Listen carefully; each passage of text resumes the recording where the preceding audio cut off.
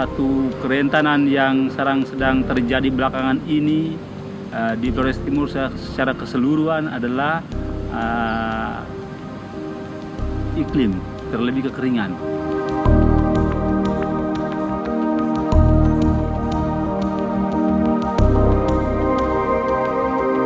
Setiap hari kita membeli sayurnya orang lain, itu kan kita keluar duit.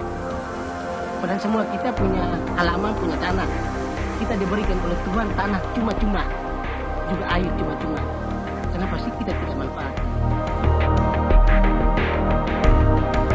Tahun 2017 itu kebanyakan di anak bayi balita itu gizi buruk, BGM untuk gizi buruk, 2T dan gizi kurang.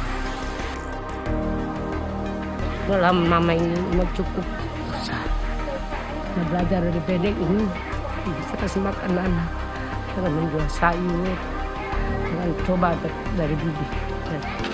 Itu yang untung saya itu bisa beli saya juga tidak keluar uang untuk beli sayur, cuma untuk konsumsi keluarga saja.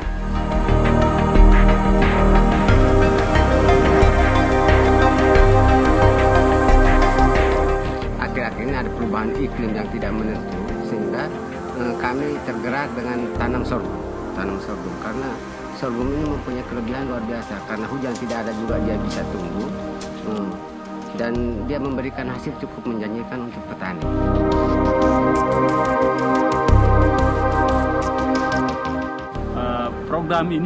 Program permakultur, kemudian kita sambungkan dengan isu iklim, isu kekeringan, gagal panen. Di mana pada musim kemarau setelah panen musim hujan, itu keluarga rumah tangga mengisi hari-hari mereka dengan memanfaatkan pekarangan untuk menambah penghasilan.